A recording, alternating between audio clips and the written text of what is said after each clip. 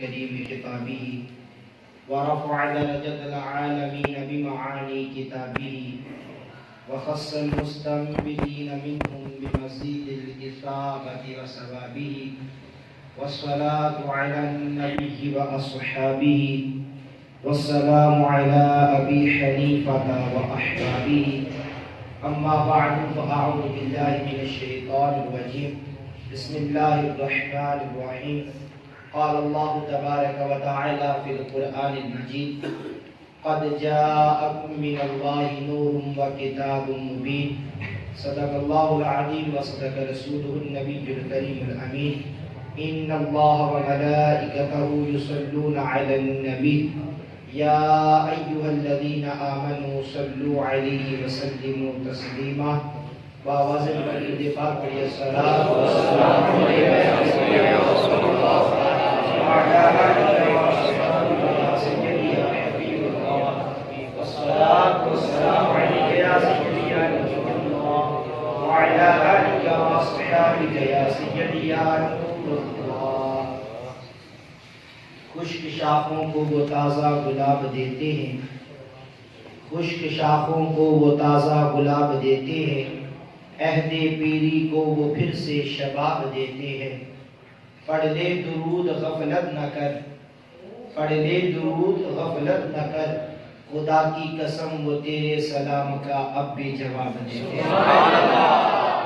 اللہ تبارک و تعالی جل جلالہ و عم نوالہ و اعظم شانہ و اتم برہانہ و جل ذکرہ و عز اسمہ کی حمد و ثنا اور حضور سرور کائنات مفخر موجودات زینت بزم کائنات دستگیر جہاں نگوسار زماں سید سربراہ حامی بے قصا قائد المرسلین خاتم النبیین احمد مجتبی جناب محمد مصطفیٰ صلی اللہ تعالی علیہ وآلہ وسلم کے دربار گوہر میں ہدیہ درود و سلام عرض کر دینے کے بعد خالق کائنات جل وعلا کے فضل اور توفیق سے آج الحمدللہ شب ولادت مصطفیٰ صلی اللہ تعالی علیہ وآلہ وسلم 12ویں شب کو ربیع النور شریف کے اس مبارک مہینے میں 12ویں رات کو رب کائنات رب ذوالجلال نے ہمیں مسجد میں حاضری دینے کی توفیق عطا فرمائی ہے. پاک پروردگار عالم کی بارگاہ میں دعا ہے رب کائنات رب ذوالجلال اسی طرح ہمیں مسجد کی با ادب حاضری دیتے رہنے کی توفیق عطا فرمائے. مختصر سے وقت میں اپنی گفتگو کو سمیٹنے کی کوشش کروں گا.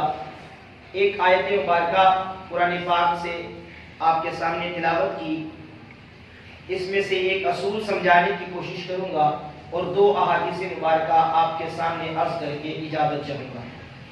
قرآن مجید فرقان حمید کے پارہ نمبر 6 سورہ مائدہ کی آیت نمبر 15 آپ کے سامنے تلاوت کی. رب کائنات رب ذوالجلال ارشاد فرماتا ہے قد جاءکم من اللہ نور و کتاب مبین. اس آیت مبارکہ میں رب کائنات رب ذوالجلال نے آمد مصطفیٰ صلی اللہ تعالی علیہ وآلہ وسلم کا ذکر فرمایا. فرمایا تحقیق تمہارے پاس نور آ گیا اور روشن کتاب آ گئی. مفسرین کو اگر ہم پڑھتے ہیں تو ہر مفسر نے یہاں نور سے مراد فرمایا یعنی محمد صلی اللہ تعالی علیہ وآلہ وسلم، نور سے مراد میرے اور آپ کے آقا صلی اللہ تعالی علیہ وآلہ وسلم کی ذات گرامی ہے. اور کتاب سے مراد قرآن مجید فرقان حمید مراد ہے. تو فرمایا قد جاءکم من اللہ نور و کتاب مبین کہ تمہارے پاس مصطفیٰ صلی اللہ تعالی علیہ وآلہ وسلم تشریف لے آئے اور روشن واضح کتاب تشریف لے آئی. اب رب کائنات رب ذوالجلال نے یہاں فرمایا تمہارے پاس آ گئے، نور آ گیا تمہارے پاس. اور نور سے مراد کیا ہے؟ ہمارے آقا دو جہاں صلی اللہ تعالی علیہ وآلہ وسلم کی ذات گرامی مراد ہے، ذات گرامی مراد ہے. اب یہ نور آیا، رب کائنات نے فرمایا کہ تمہارے پاس آیا. اب مثال دے کر سمجھانا چاہوں گا. ابھی میں آپ کے پاس یہاں آنے سے پہلے میں جوہر ٹاؤن جامع مسجد یا رسول اللہ میں تھا، وہاں میں نے بیان کیا، وہاں سے چلا اور یہاں آپ کے پاس آ گیا. تو یہ میں کہنے والا بنتا ہوں کہ میں وہاں سے چلا اور یہاں اس مسجد میں آ گیا. اور اللہ فرما رہا ہے تمہارے پاس نور آ گیا. اب سوال یہ ہے کہ یہ نور کہاں سے آیا؟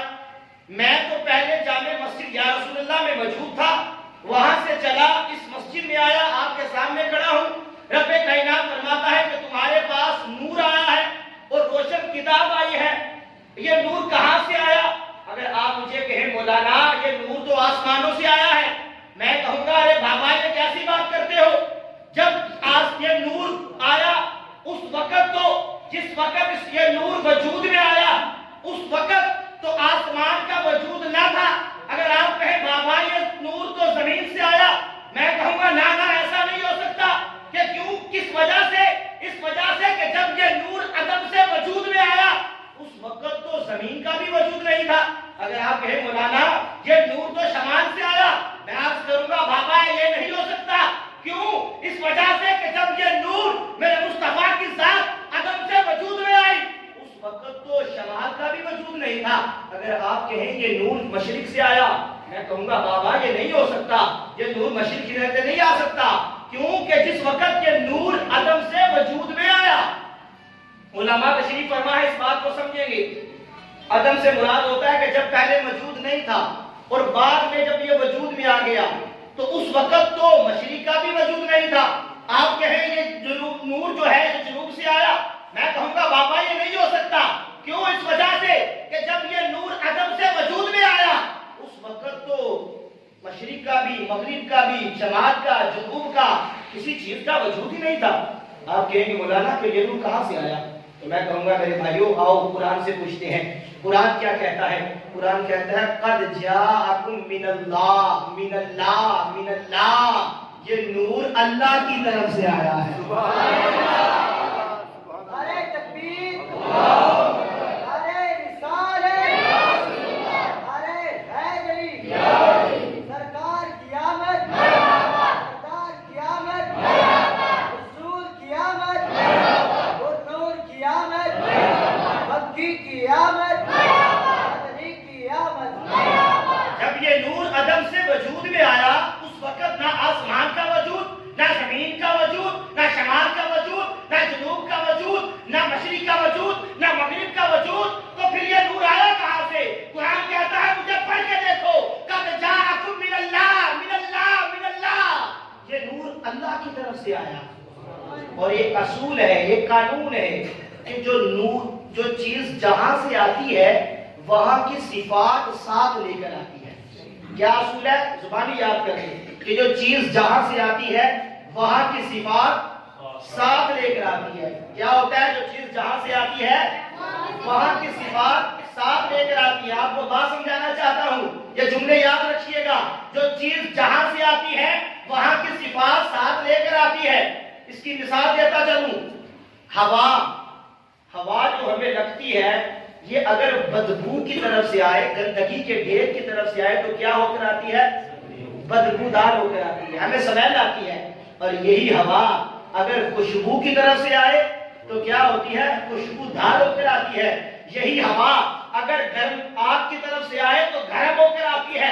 یہی ہوا اگر برف کی طرف سے آئے تو ٹھنڈی ہو کر آتی ہے۔ تو پتہ چل گیا جو چیز جہاں سے آتی ہے وہاں کی صفات ساتھ لے کر آتی ہے۔ اور رب کائنات فرما رہا ہے یہ نور جو تمہارے پاس آیا ہے من اللہ، یہ اللہ کی طرف سے آیا ہے، تو یہ مانگنا پڑے گا میرے مصطفیٰ اللہ کی طرف سے آئے، اللہ کی صفات بھی ساتھ لے کر آئے، اللہ کی صفات بھی ساتھ لے کر آئے ہیں۔ اللہ کی صفات کیا ہے؟ اللہ رعوف ہے، اللہ رحیم ہے، اللہ کریم ہے، اللہ جمیل ہے۔ اللہ تبارک و تعالیٰ کی یہ اوصاف ہیں۔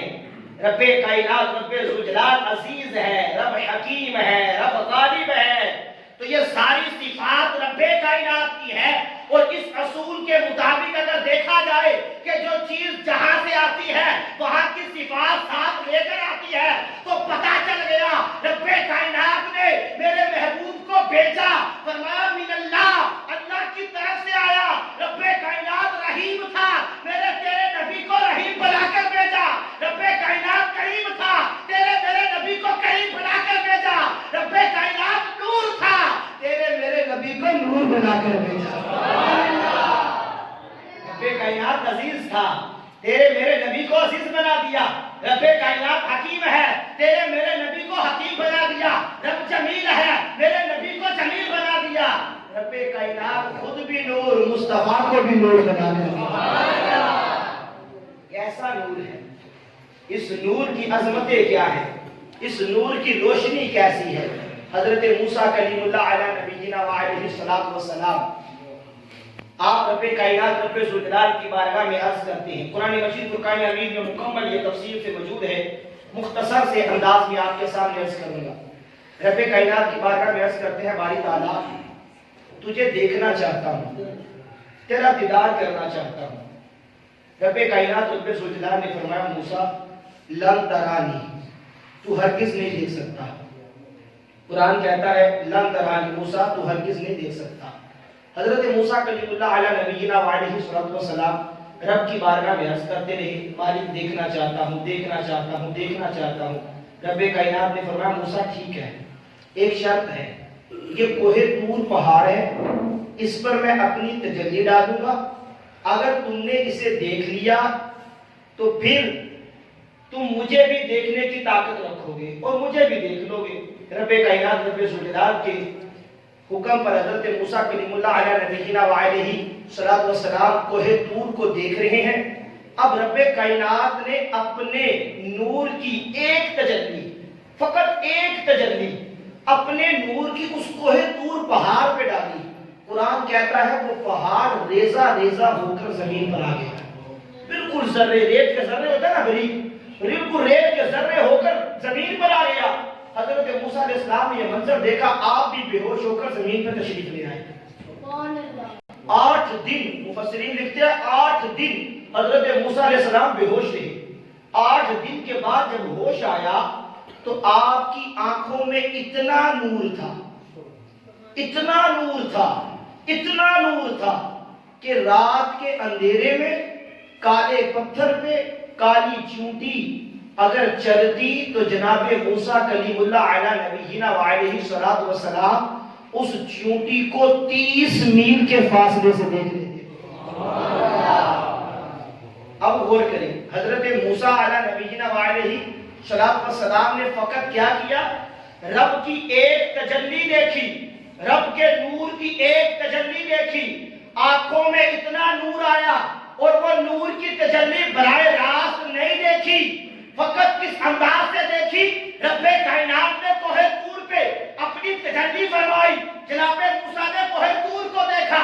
قرآن کہتا ہے ریزہ ریزہ ہو کر وہ کوہ طور زمین پر آ گیا، جناب موسیٰ بھی بے ہوش ہو گئے۔ جب ہوش آئی اتنا نور آنکھوں میں رب کائنات نے پیدا فرمایا کہ حضرت موسیٰ رات کے اندھیرے میں کالے پتھر میں کالی چونٹی چلے تو 30 میل کے فاصلے سے دیکھ لے۔ تو میرے رسول کے غلاموں ذرا غور کرو، میرا نبی تو وہ ہے جو معراج کی رات آسمانوں پر جا کر اپنی جاگتی آنکھوں سے رب کائنات کا دیدار کر کے آیا۔ یہاں موسیٰ نبی اللہ ہے، ایک نور کی تجلی دیکھی، وہ بھی براہ راست نہیں دیکھی، انڈائریکٹ دیکھی، پہاڑ پہ پڑی، اس کو دیکھا، بے ہوش ہو گئے، اتنا نور آ گیا کہ رات کے اندھیرے میں کالے پتھر پہ چونٹی چلتی ہے، 30 میل کے فاصلے سے دیکھ لیتے ہیں۔ میرے رسول کے غلاموں، یہ وہ نبی ہے جو میرے مصطفیٰ صلی اللہ تعالی علیہ وآلہ وسلم کی امت میں پیدا ہونے کی خواہش کرتے رہے۔ ان کو رب نے اتنا نور دیا، فقط ایک نور کی تجلی دیکھ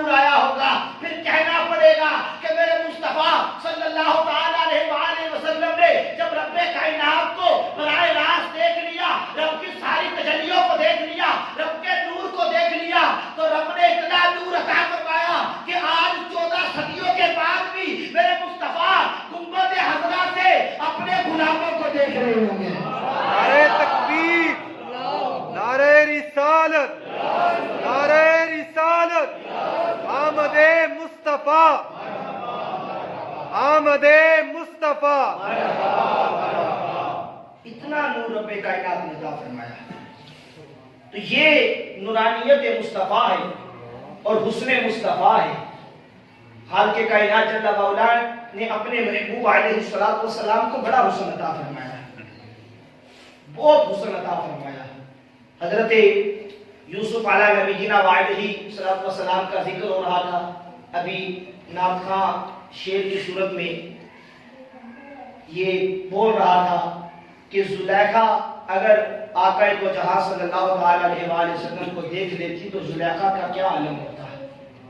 میرے اعلیٰ حضرت فاضل بریلوی رحمۃ اللہ تعالیٰ علیہ نے فرمایا، اس نے یوسف پہ کٹی مصر میں انگشت زنا، اس نے یوسف پہ کٹی مصر میں انگشت زنا، سر کٹاتے ہیں تیرے نام پہ مردان عرب۔ اب اس شعر کو سمجھیے گا، اعلیٰ حضرت فاضل بریلوی رحمۃ اللہ تعالیٰ علیہ نے حضرت زلیخا رضی اللہ تعالیٰ عنہا کے اس واقعے کی طرف اشارہ کیا، فرمایا حسن یوسف پہ کٹی مصر میں انگشت زنا، زنا کہتے ہیں عورتوں کو، حسن یوسف حضرت یوسف علیہ السلام کا حسن، حسن یوسف پر کٹی، کہاں پر؟ مصر کے اندر، شہر مصر میں، حسن یوسف پہ کٹی مصر میں انگشت زنا، انگشت کہتے ہیں انگلیوں کو، عورتوں کی انگلیاں۔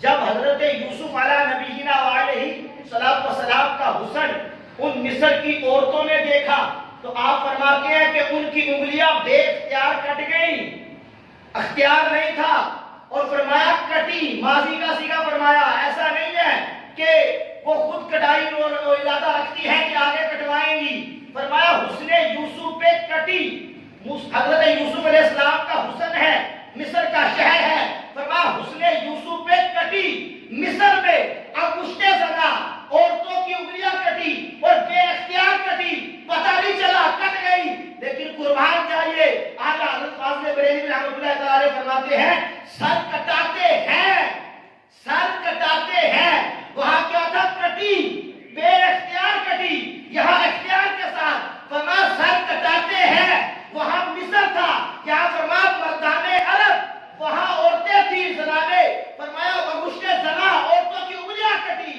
یہاں میرے نبی علیہ السلام کی شان میں فرما رہے ہیں کہ وہاں تو عورتوں کی انگلیاں کٹی، یہاں مردان عرب اپنا سر کٹاتے ہیں، اور کس پہ کٹاتے ہیں؟ وہاں تھا مصر، حسن یوسف پہ کٹی مصر میں انگشت زنا۔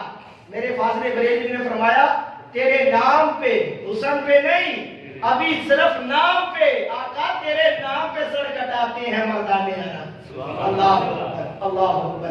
اس قدر رب کائنات رب سجدان نے آقا کریم علیہ السلام کو حسن عطا فرمایا۔ آخر میں ایک حدیث مبارکہ حسن مصطفیٰ کے متعلق عرض کر کے اجازت چاہوں گا۔ حضرت ام معبد رضی اللہ تعالی عنہ، حضرت ام معبد رضی اللہ تعالی عنہ، آپ رضی اللہ تعالی عنہ مکے سے جو راستہ مدینے کی طرف جاتا ہے اس راستے پہ آپ کا گھر ہے، اور آپ کا انداز یہ ہے کہ جو مسافر گزرتے ہیں ان مسافروں کو کھانے پینے کی اشیاء دیتی ہیں اور ان سے اس کے عوض میں کچھ نہ کچھ رقم، کچھ درہم اور دینار دے دیتی ہے۔ اب جب سید عالم صلی اللہ علیہ وآلہ وسلم ہجرت کر کے مکے سے مدینے کی طرف جا رہے ہیں، اب راستے میں حضرت ام معبد کا خیمہ آیا، آپ کا گھر آیا، تو میرے نبی کریم صلی اللہ علیہ وآلہ وسلم نے حضرت ابوبکر صدیق رضی اللہ تعالی عنہ سے فرمایا اے ابوبکر ان سے پوچھو کیا کھانے کے لیے کوئی چیز ہے؟ ام معبد سے پوچھا گیا، انہوں نے کہا جی غربت کے دن ہے، فاقے کے دن ہے، کھانے پینے کی کوئی اشیاء موجود نہیں۔ میرے آقا صلی اللہ علیہ وسلم کی نظر قریب ہی ایک بندی بکری پہ پڑی، ایسی بکری جو لاگر ہے، جس کے جسم میں ہڈیوں میں مغز نہیں ہے، چلنے کے قابل نہیں ہے۔ ام معبد کا شوہر ابو معبد اس بکری کو اس لیے گھر چھوڑ گیا کہ وہ دیگر بکریوں کے ساتھ چلنے کے قابل نہیں ہے، دودھ دینے کے قابل نہیں ہے، دودھ اس کا آتا نہیں ہے، اس کے تھن خشک ہو چکے ہیں۔ حضرت ابوبکر صدیق رضی اللہ تعالی عنہ سے میرے محبوب نے فرمایا ابو بکر ان گھر والوں سے پوچھو اگر یہ اجازت دیں تو ہم بکری کا دودھ نکال لیں۔ اللہ اکبر۔ اب غور کرنا ذرا، بکری کیسی ہے؟ لاگر، دودھ نہیں دے سکتی، ہڈیوں میں مغز نہیں ہے، چلنے کے قابل نہیں ہے۔ ابو معبد دیگر بکریوں کے ساتھ چلانے کے لیے لے کر نہیں گئے، گھر چھوڑ گئے۔ اور میرے نبی کیا فرما رہے ہیں؟ ابو بکر ذرا اجازت لو، اگر اجازت دے تو بکری کا دودھ نکال لیں، کھانے کی اشیاء تو نہیں ہے، دودھ نکال کے دودھ پی لیتے ہیں۔ حضرت ابو بکر نے یہ عرض نہیں کی یا رسول اللہ کیسے ممکن ہے، یہ کیسے ہو سکتا ہے؟ بلکہ صدیق تو صدیق تھے نا، آپ نے لبیک کہتے ہوئے کہا یا رسول اللہ ابھی اجازت لیتے ہیں۔ ام معبد سے کہنے لگے کہ ام معبد اگر تو اجازت دے تو اس بکری کا دودھ نکال لیں۔ اب ام معبد بڑی حیران ہوئی کہ یہ کیسے عجیب لوگ ہیں کہ بکری کو دیکھ بھی رہے ہیں، بکری لاگر ہے، دودھ دینے کے قابل نہیں ہے، اس کے تھن خشک ہو چکے ہیں، یہ پھر بھی اجازت مانگتے ہیں بکری کا دودھ نکال لے۔ ام معبد کہنے لگی تمہیں پتہ نہیں کہ بکری دودھ دینے کے قابل نہیں ہے؟ جناب صدیق اکبر رضی اللہ تعالیٰ عنہ نے فرمایا مجھے پتہ ہے، لیکن میرے مصطفیٰ نے فرمایا ہے کہ دودھ نکالنا ہے۔ ام معبد تو اجازت دے، دودھ نکالنا میرے نبی کا کام ہے۔ ام معبد جیسے بندہ کہتا ہے ٹھیک ہے کر لو جو کرنا پھر، ام معبد نے بھی کہا ٹھیک ہے اگر دودھ نکلتا ہے نکال لو۔ اب یہ اجازت دی، میرے نبی علیہ السلام نے بکری کو لیا، پانی لیا، اس کے تھنوں کو جب ہاتھ لگایا، یہ دلہ والے ہاتھ لکھنے تھے، بکری کے تھنوں میں دودھ آ گیا۔ میرے مصطفیٰ فرمانے لگے ابو بکر ان سے کہو گھر کے جتنے برتن ہیں سارے لے آئے، سارے برتن آ گئے، دودھ سے برتن بھر دیے گئے۔ جناب صدیق اکبر رضی اللہ تعالیٰ عنہ نے دودھ پیا، آپ کے غلام عامر نے دودھ پیا، میرے مصطفیٰ نے دودھ نوش فرمایا، ام معبد نے دودھ پیا، گھر کے برتن بھر گئے۔ میرے مصطفیٰ کریم صلی اللہ علیہ وآلہ وسلم دودھ پی لینے کے بعد آپ نے پانی لیا، اپنے منہ میں ڈالا، کلی کر کے اس پانی کو قریب ایک خشک درخت تھا اس درخت کی جڑوں میں ڈالا۔ جیسے ہی جڑوں میں پانی ڈالا گیا، ام معبد کہتی ہے میں نے دیکھا کہ وہ خشک درخت جو پہلے خشک تھا، مصطفیٰ نے جب پانی ڈالا وہ درخت سرسبز و شاداب ہو گیا۔ جب سرسبز و شاداب ہوا اس کے بعد آقا کریم صلی اللہ علیہ وسلم نے اجازت دی، اجازت لے کے وہاں سے آگے سفر کے لیے روانہ ہو گئے۔ ام معبد حیرانگی سے دیکھتی رہ گئی۔ عموماً یہاں ہمارے بھی آج کل کوئی ایسا معاملہ ہو کہ جو سمجھ میں نہ آنے والا ہو تو بندے کی آنکھیں پھٹی کی پھٹی رہ جاتی ہیں، بندہ دیکھتے رہتا ہے یار یہ ہو کیا گیا، یہ میرے ساتھ معاملہ کیا ہوا ہے، بندہ حیران ہی ہو جاتا ہے۔ تو ام معبد کے لیے بھی یہ ایک نئی چیز تھی، ایک عجیب چیز تھی۔ جناب صدیق اکبر رضی اللہ تعالیٰ عنہ کے لیے تو نئی چیز نہیں تھی، آپ تو معجزات دیکھتے رہتے تھے۔ آپ نے تو دیکھا کہ رب کائنات کے محبوب نے اشارہ کیا تو چاند تو ٹکڑے ہو گیا، آپ نے تو دیکھا ہوا تھا خالق کائنات کے محبوب اشارہ کرتے ہیں تو سورج پلٹ آتا ہے، آپ نے تو دیکھا ہوا تھا رب کائنات کے محبوب حضرت عبداللہ بن عتیق کی ٹوٹی پنڈلی پہ اپنا لعاب دھان لگاتے ہیں، وہ ٹوٹی پنڈلی ٹھیک ہو جاتی ہے۔ آپ نے تو دیکھا تھا کہ مولا کائنات کی آنکھیں دکھتی ہیں، میرے محبوب نے اپنا لعاب لگایا آنکھیں ٹھیک ہو جاتی ہے۔ جناب صدیق نے تو دیکھا ہوا تھا کہ کھارے کنویں میں میرے مصطفیٰ اپنا لعاب ڈالتے ہیں وہ کنواں میٹھا ہو جاتا ہے۔ آپ نے تو محبوب کے معجزات دیکھے ہوئے تھے، آپ تو حیران نہیں ہوئے، لیکن وہ ام معبد بڑی حیران ہوئی اور دیکھتی رہ گئی۔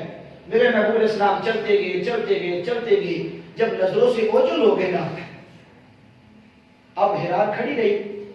شام کے وقت جب آپ کے شوہر ابو معبد بکریاں چرا کے واپس آئے، جب خیمے کے قریب پہنچے، جب اپنے گھر کے قریب آئے تو ایک جملہ کہا، روایات میں آتا ہے وہ جملہ کہا ابو معبد نے، آپ کے شوہر نے، وہ کہنے لگا خیمے کے باہر سے، ابھی اندر داخل نہیں ہوا، خیمے کے باہر ہے، بکریاں باندھ کر خیمے کے قریب آیا تو کہنے لگا ام معبد، آواز دی باہر سے، ام معبد اپنی بیوی کو آواز دی، کہا ام معبد فاقے کے دن ہے، گھر میں کھانے پینے کی اشیاء نہیں ہے اور تمہیں مسافروں سے مہنگی مہنگی خوشبوئیں خرید کر اپنا گھر معطر کرنے کی پڑی ہوئی ہے۔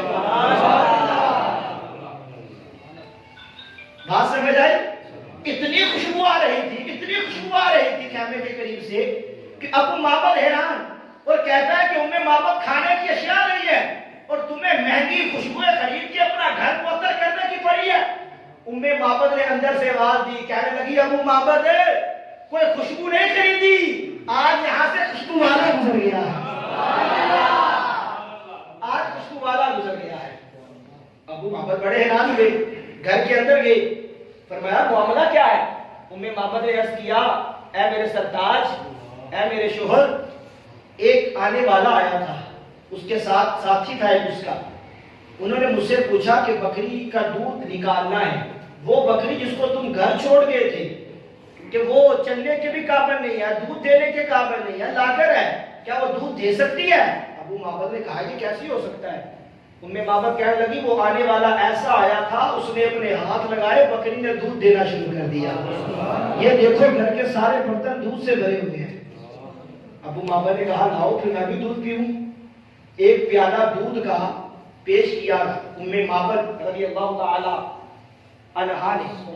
روایات میں آتا ہے کہ جیسے ہی ابو معبد نے دودھ لیا اور دودھ لے کر ایک گھونٹ لگایا اور فوری پیچھے کر دیا، فوری پیچھے کیا، پیچھے کرنے کے بعد روایات میں آتا ہے ابو معبد کہنے لگا معبد یہ تو بتا اس دودھ میں شہد کتنا زیادہ تو نہ ڈال دیا، شہد کتنا کو ڈالا، اتنا میٹھا دودھ؟ معبد کہہ دیا شہد نہیں ڈالا، اے ابو معبد جو آیا تھا وہ بڑا میٹھا تھا، اس کی مٹھاس کی وجہ سے یہ دودھ بھی میٹھا ہے۔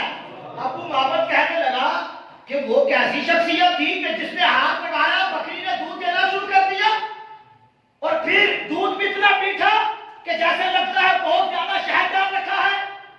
معبد کہنے لگی میں جانتی تو نہیں لیکن وہ آیا تھا، یہ ساری اس کی برکتیں ہیں۔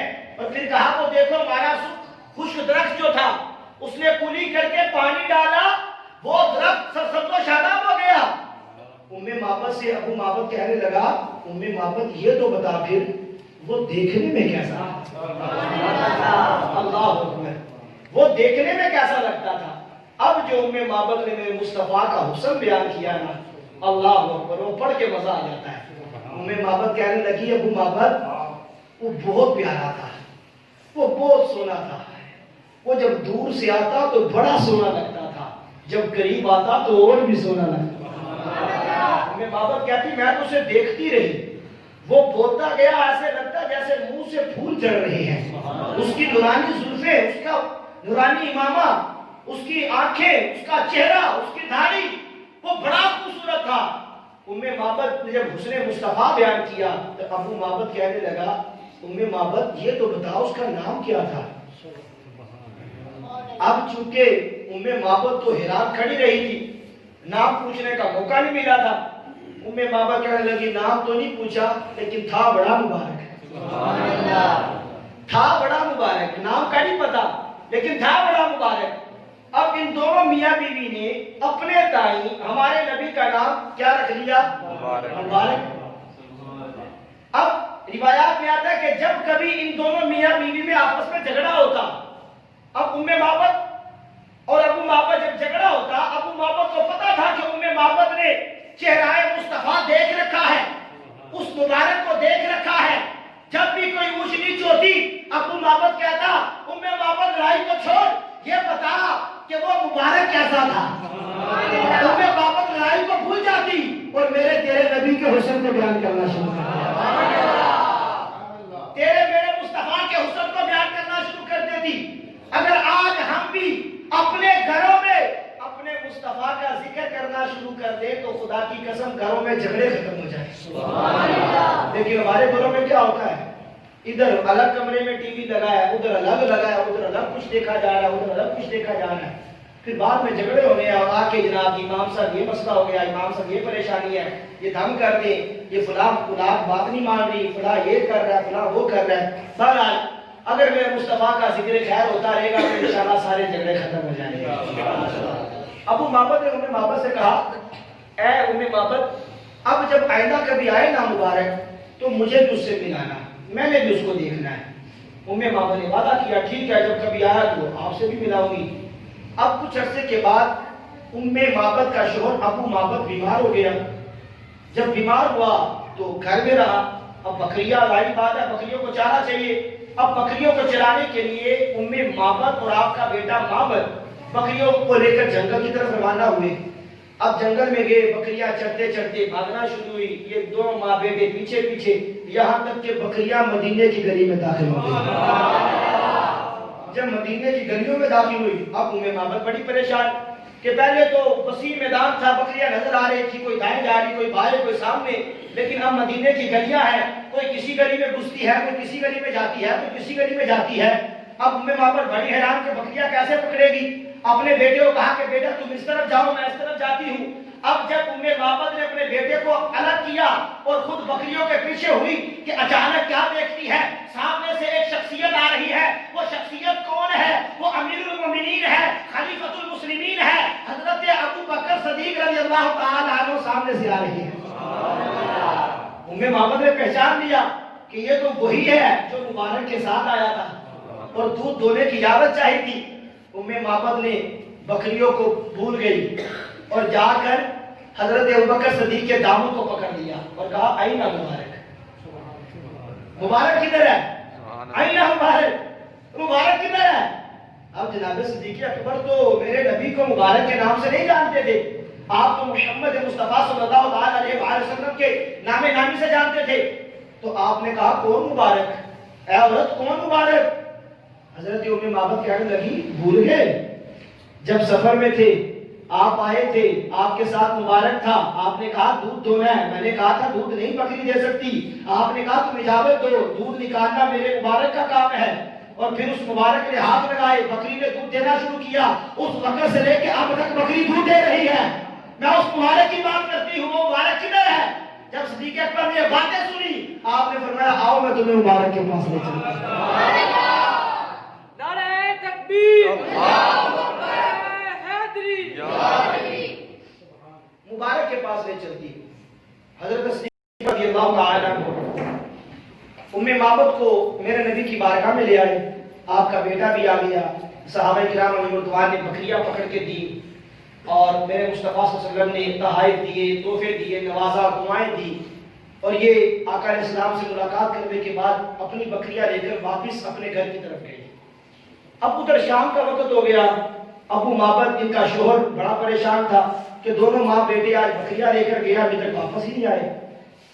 اب جب شام کا وقت، ابو معبد اپنے خیمے سے باہر کھڑا ہو کر انتظار کر رہا ہے، دیکھ رہا ہے کہ کب یہ دونوں ماں بیٹے آتے ہیں، کہ اچانک نظر پڑی کہ سامنے سے دونوں ماں بیٹے آ رہے ہیں اور اتنے خوش نظر آ رہے ہیں۔ ابو معبد نے یہاں ایک جملہ کہا، بڑی توجہ سننے والا ہے۔ ابو معبد نے جملہ کیا کہا؟ دور سے جب دیکھا نا دونوں ماں بیٹے بڑے خوش آ رہے ہیں، بکریاں بھی ساتھ ہے، خوشی خوشی سے آ رہے ہیں، چہرے خوشی سے پھولے نہیں سما رہے، ابو معبد نے دور سے آواز دی، کہا معبد آج تو تم ایسے خوش نظر آ رہی ہو جیسے تمہیں مبارک مل گیا۔ آج تو ایسے خوش نظر آ رہی ہو جیسے تمہیں مبارک مل گیا ہو۔